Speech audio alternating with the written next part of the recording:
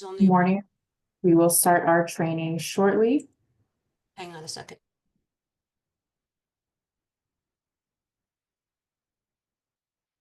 We will start our training shortly, and we're just giving everyone a chance to be connected and get their audio set up.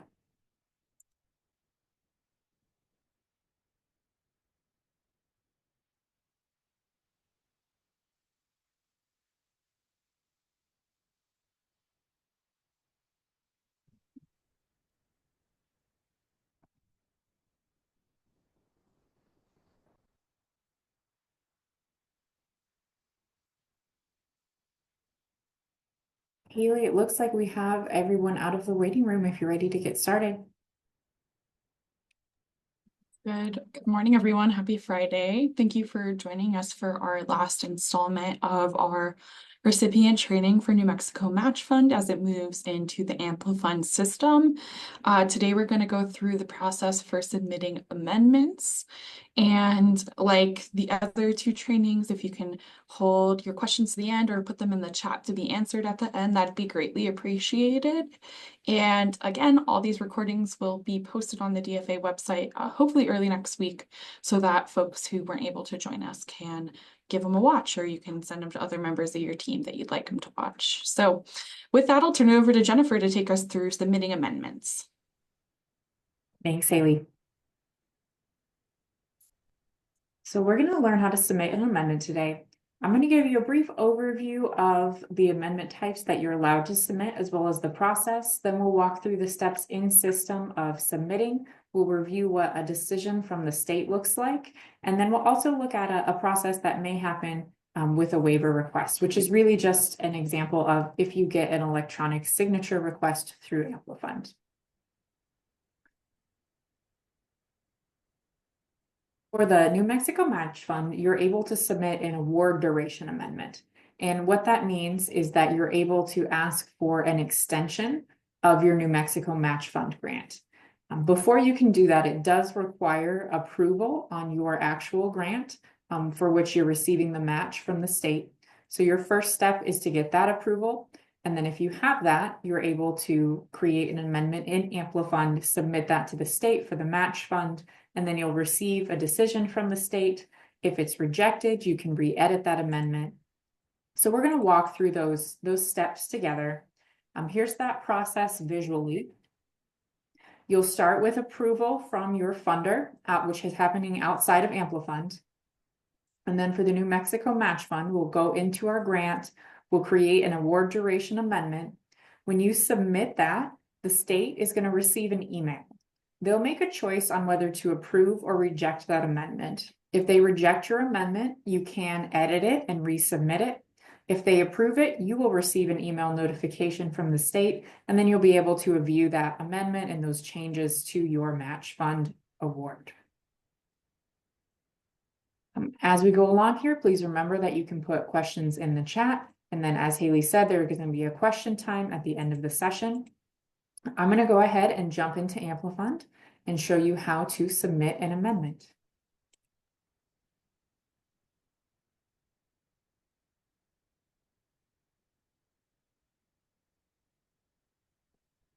Second here, get my screen pulled up.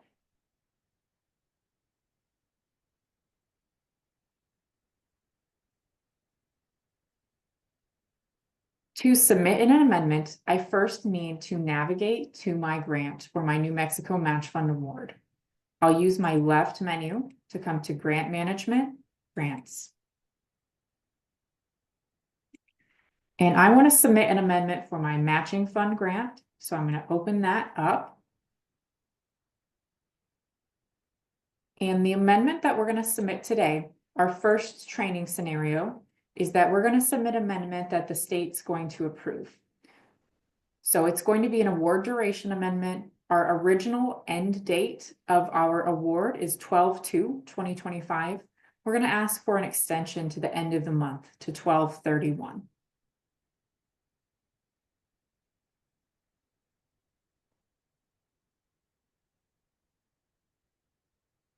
So on my award details here, here's my original end date of 12/2/25. If I need to extend this because I've gotten approval on my grant, and now I need to extend my matching fund grant from the state, I'm going to come to Post Award, Management, Amendments.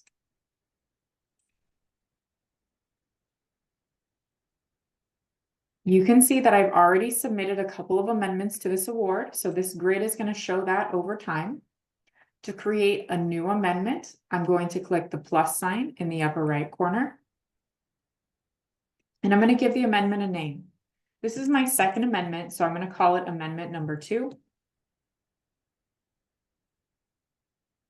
It's going to automatically timestamp when I'm creating it. It will log my name, and it's in a draft status until I submit it to the state. And remember, at this point, please use the chat to ask questions. We'll have a chance to unmute and ask questions later. I'm going to select the areas that I need to amend. So I'm going to check the award duration. This is the only type of amendment that I'm allowed to submit to the New Mexico Match Fund. Amplifund's going to bring in some helpful information for me. It's going to show me my period of performance start date and my current period of performance end date at 12/2. I'm going to go ahead and enter in the new end date that I'm requesting, which is 12/31. I can type, as you just saw me do, or I can click this calendar icon and use it to select a day. If I use the calendar, I can toggle with the arrows to different months. If I'm jumping a long way, I can use the drop down next to the month and the year to select a year and then toggle through to the months. So I'm going to select December 31st. I need to provide justification to the state on why I'm asking for this amendment.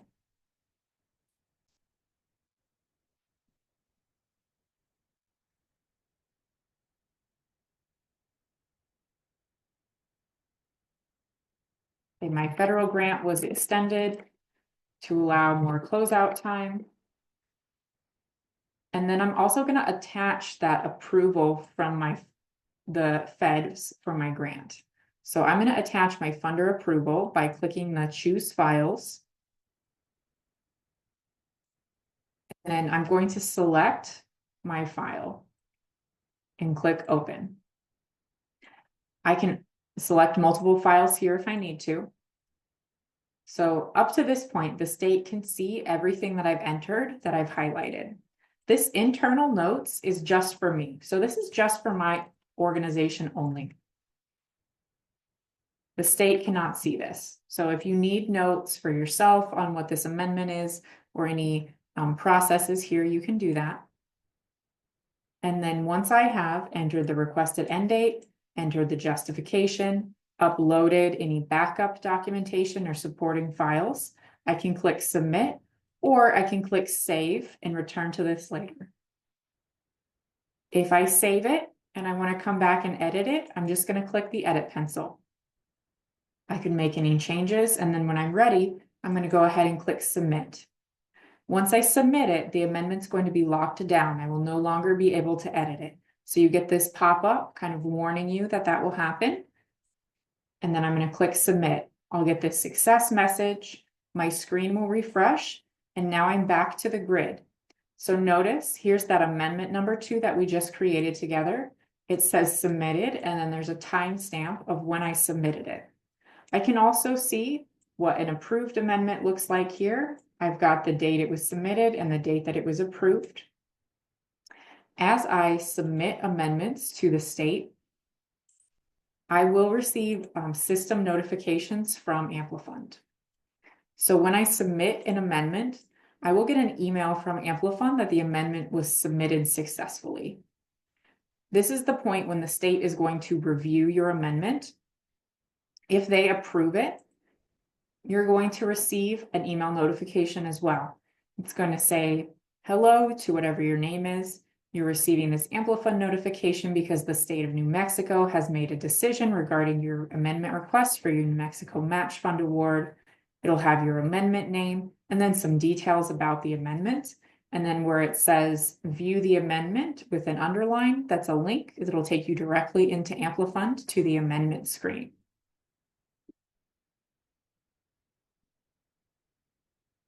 Sorry about that. So that's our process to submit an amendment. Now I want to review what happens if we submit an amendment and then it's rejected by the state. So our scenario that we're going to walk through today for this training is going to be, we submitted an amendment, we asked for a 2-year extension on our match fund grant, and the state rejected that amendment. Just like the approval, if the state rejects your amendment, you will get an email. It'll say similar information, and then it's going to tell you why the amendment was rejected. You'll see 2 types of rejection statuses. You'll see denied or denied needs more information. So let's go into the system and look at how to resubmit or edit a rejected amendment.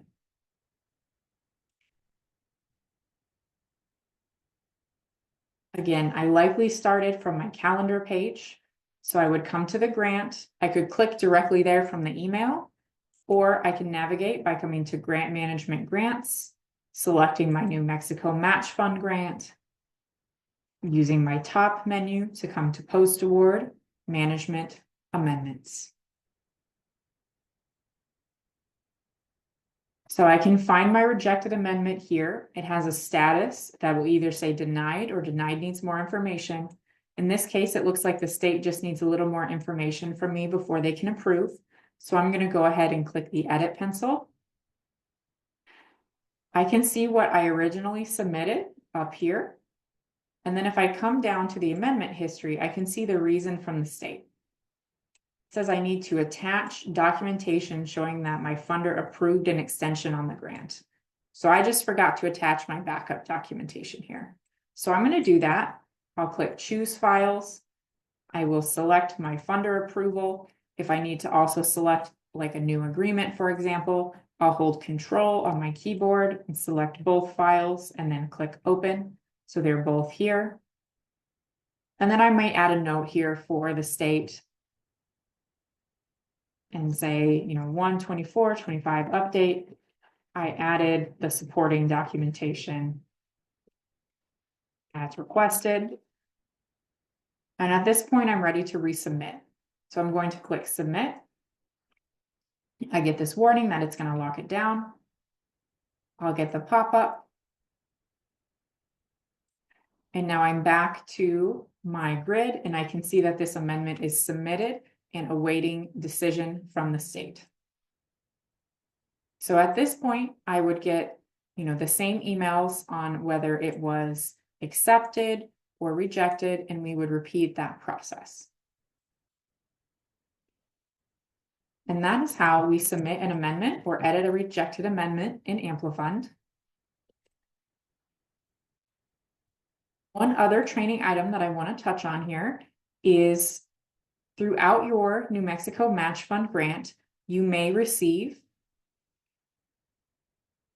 a electronic document or a request for electronic signature from the state.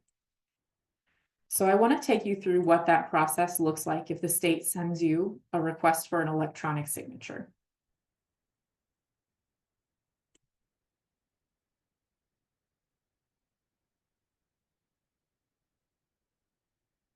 You can find all of the requests or documents that you have signed with the state under Tools, e-signature. So you'll see all of the documents that you signed with the state here. We've got one completed document, which I can view by clicking on it. And then we have a document that's in process. It's been signed by one person, but it looks like it still needs me as Jane to sign it.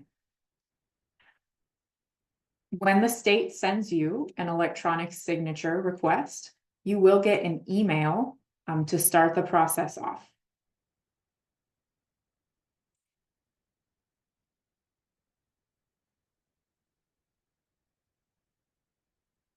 That will look like this, where it says your name has requested that you sign the document. There should be a little message here from the state. So I can go ahead and click Review and Sign. It's going to take me into the e-signature process. I'll see a pop-up here with information from the state. I need to agree to use electronic signature. Note that I can change the language here if I need to. I'm going to click continue. And I can click start signing, and it's going to kind of guide me to the fields. So I'm going to type in my name. I'm going to pick my signature. It'll put the date timestamp for me, and then I'm going to finish this document. That will send it back to the state, and then I'll get a copy emailed once all of the signatures have been sent. Or I can always come to Tools, e-signature on my award and see the document here as well, which has full signatures from myself here and then from the state down below. So that's a process that you may experience at some point while you're managing your New Mexico Match Fund grant. So today we covered how to submit an amendment.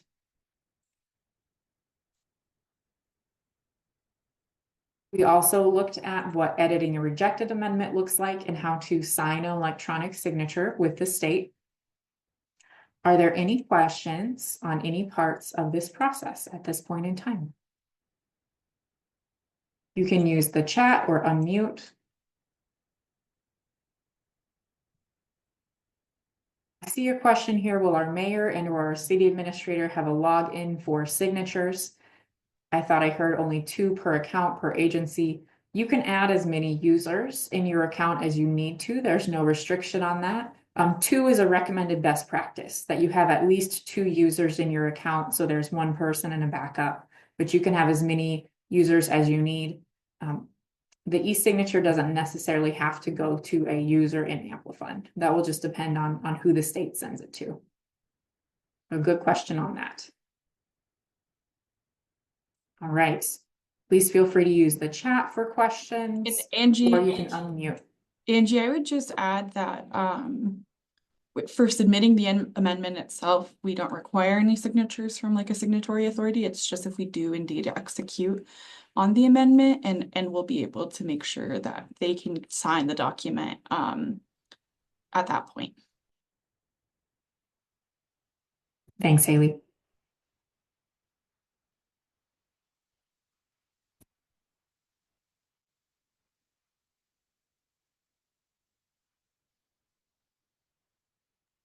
Jeanette, I know you had your hand up earlier. Did you have a question you wanted to ask? I do. Can I ask it just by asking? Because it was going to be too long in the chat. Yeah, absolutely. So our project is with U.S. Army Corps of Engineers, and they work really slowly. So if we need to extend, like my dad used to say, they're slower than molasses in January. And so if we need to extend the duration, is this how we do it? Correct. That's exactly Okay, perfect. do it. And we're Thank just you. gonna, I think as Jennifer covered, we just want supporting documentation that shows, that the Army Corps of Engineers is extending the timeline of your project. And you and I can talk about what that looks like, but any documentation, even as casual as an email correspondence, is probably sufficient for our purposes. Okay, awesome. Thank you so much. Great training, by the way. I'm glad to hear it. Good question. All right. Yeah, feel free to unmute and ask your questions. You definitely don't have to use the chat, whichever one is more comfortable for you.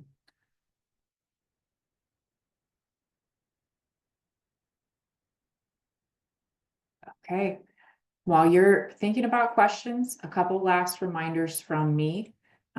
Once you get the activation emails from the state, make sure you log in, update your account, add at least 2 users, assign a grant manager. These are going to be kind of your initial steps in Amplifund covered in our first training this week. And then always remember that you have access to Amplifund customer support and the information on how to reach them. You can do it in system. Outside of system, you can email them at support@amplifund.zendesk.com, or you can call them at the number on your screen here. Do we have any final questions?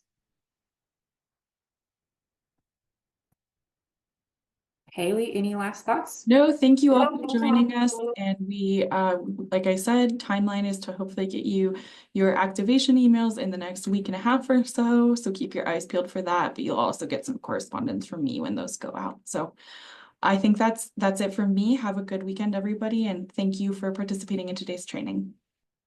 Thank you.